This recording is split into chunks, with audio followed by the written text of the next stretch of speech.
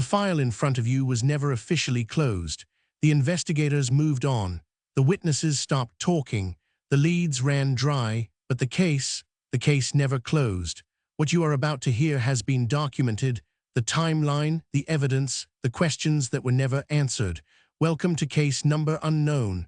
Let's open the file. On August 14, 2005, a Boeing 737 circled above the Greek capital of Athens for nearly 2 hours. Inside, 115 passengers and 6 crew members sat in their seats. Every single one of them was already dead. Fighter jets scrambled to intercept the aircraft, reported what would become one of the most haunting images in aviation history.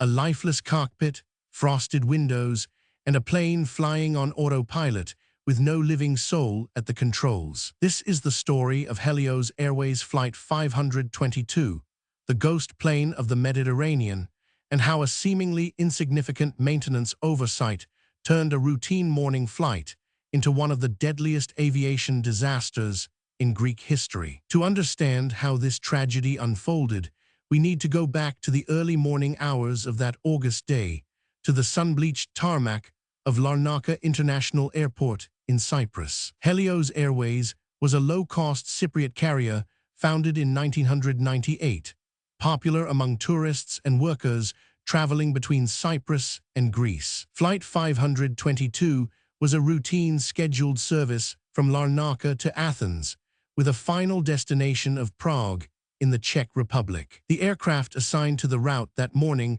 was a Boeing 737-31, registration 5BDBY, a workhorse of short-haul aviation. It had been in service since 1997 and had recently undergone a pressurization leak check the night before. That maintenance check, seemingly routine and unremarkable, would become the single most critical detail in the entire investigation. At 6:07 in the morning local time, Flight 522 pushed back from the gate at Larnaca. In the cockpit sat Captain Hans-Jürgen Merten, a 58-year-old German national with over 16,000 hours of flight experience, and First Officer Pampos Charalambos, a Cypriot with just under 4,000 hours. The cabin crew consisted of 4 flight attendants. The passenger manifest listed 115 souls, including men, women, and children, many of them heading on summer holidays. The takeoff was normal. The aircraft climbed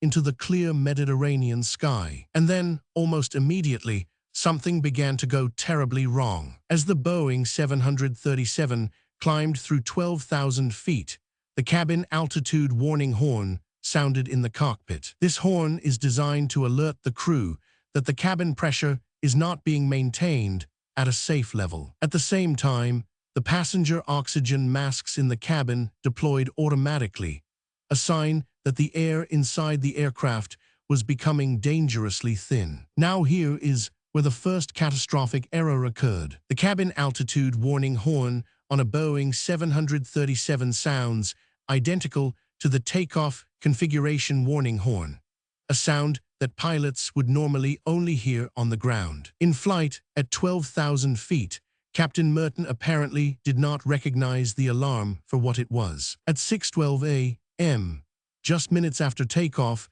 the captain contacted Helios Airways operations in Larnaca. He reported a takeoff configuration warning and an equipment cooling system fault. He did not mention cabin pressure. The ground engineer on duty tried to troubleshoot the problem, discussing circuit breakers and the cooling fan. The conversation, recovered from the cockpit voice recorder, is painful to listen to, because at no point did either party identify the real problem.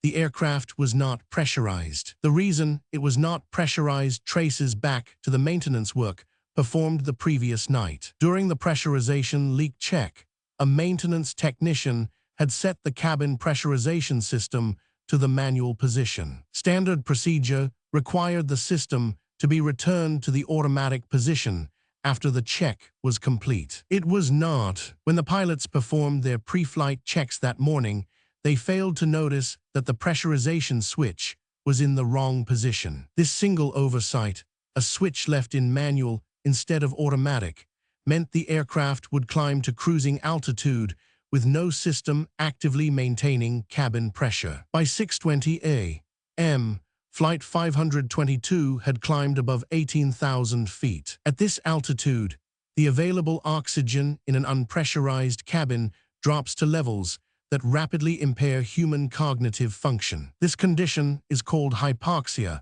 and it is among the most insidious dangers in aviation. Hypoxia does not arrive with pain or panic. It creeps in like a fog, dulling the senses, slowing thought, creating a euphoric confusion. Pilots have described it in training simulations as feeling warm, relaxed, even content, all while their brains are slowly shutting down. The crew of Flight 522 focused on troubleshooting what they believed was an equipment cooling problem, likely had no idea they were being starved of oxygen. Their thinking would have become sluggish, their actions confused, their ability to identify the pressurization problem diminishing with every passing second and every 1,000 feet of altitude gained. At 6:20 a.m., Nicosia Air Traffic Control attempted to contact the flight. There was no response. Controllers tried again and again. Over the next several minutes, repeated attempts to reach Flight 522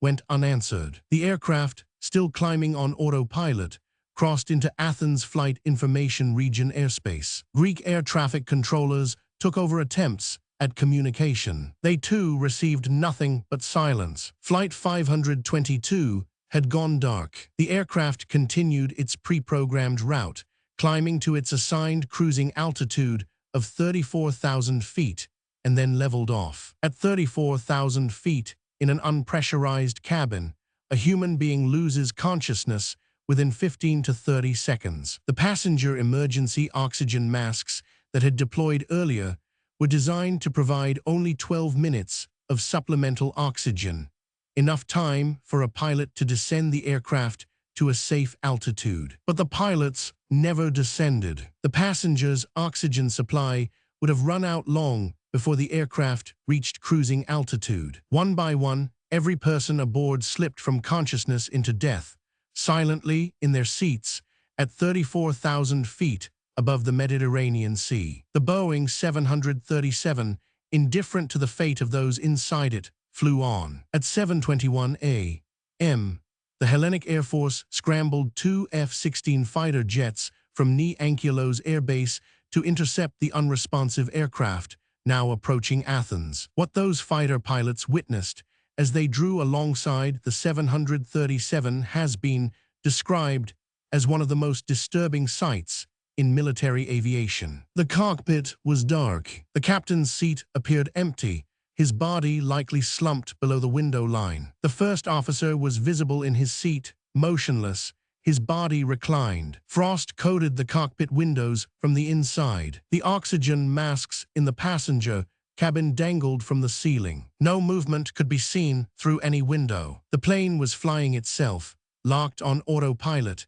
a pressurized metal tube filled with the dead, cruising through clear blue sky. But then, at approximately 8:49 a.m., one of the F-16 pilots reported something that introduced a final, agonizing chapter to this tragedy. A figure was seen entering the cockpit. The person sat down in the captain's seat. It was not the captain. Subsequent investigation identified this individual as Andreas Prodromou, a 25-year-old flight attendant who also held a commercial pilot's license. Prodromou had apparently accessed one of the crew's portable oxygen bottles, which provided a longer supply than the passenger masks, and had remained conscious or regained consciousness after others had succumbed. The cockpit voice recorder captured faint sounds of someone moving in the cockpit in the final minutes. But Prodromou faced an impossible situation. He had limited experience with the 737.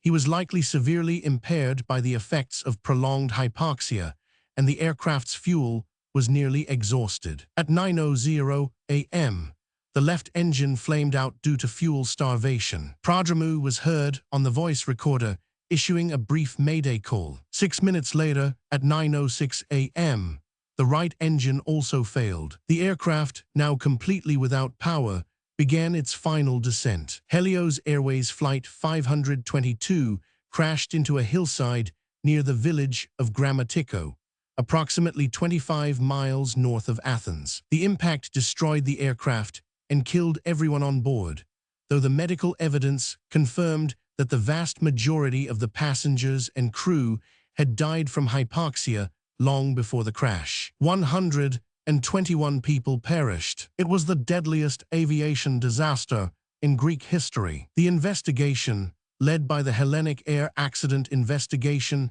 and Aviation Safety Board, was thorough and methodical. Investigators recovered both the flight data recorder and the cockpit voice recorder. The findings were damning across multiple levels. The maintenance crew had left the pressurization switch in manual. The flight crew had failed to catch the error during pre-flight checks. Captain Merton had failed to recognize the cabin altitude warning horn, and his troubleshooting with the ground engineer had focused on the wrong system entirely. The Helios Airways Operations Center had failed to escalate the emergency or direct the crew to check pressurization. Boeing's decision to use an identical warning tone for both the takeoff configuration warning and the cabin altitude warning was identified as a contributing design flaw. It was a chain of errors, each one survivable on its own, but together forming an unbreakable sequence that led to catastrophe. In 2008,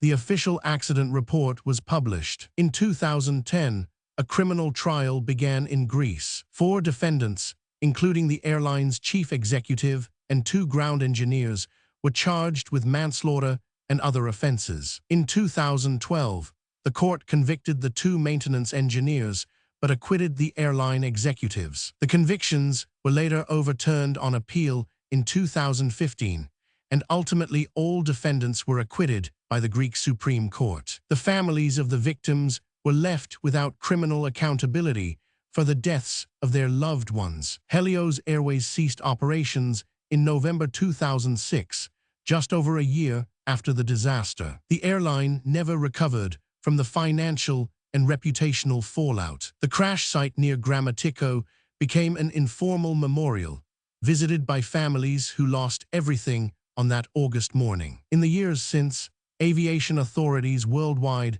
have implemented changes to address some of the systemic failures exposed by the disaster. Boeing modified the warning horn system. Training protocols for pressurization emergencies were enhanced. Crew resource management procedures were reviewed. But the fundamental vulnerability exposed by Flight 522, that hypoxia can incapacitate an entire crew before they even realize something is wrong, remains a haunting concern in aviation safety. The case of Helios Airways Flight 522 is officially classified as solved. We know what happened. We know why. The pressurization switch was left in manual. The crew did not catch the error. Hypoxia claimed everyone aboard, and the plane flew on autopilot until it ran out of fuel. And yet, knowing all of this does not diminish the horror of what occurred that morning. A fully functional aircraft, flying a routine route on a clear summer day, became a flying coffin at 34,000 feet, while the world below went about its business. So the question that lingers, the question that should keep every aviation professional awake at night, is this: in an industry built on redundancy and checklists and fail-safes, how is it possible that a single mispositioned switch, smaller than a human thumb, could kill 121 people? And in the decades since, with all the lessons learned, all the reforms enacted, can we truly say it could never happen again? The investigation is ongoing. If you have a case you think deserves a file, leave it in the comments.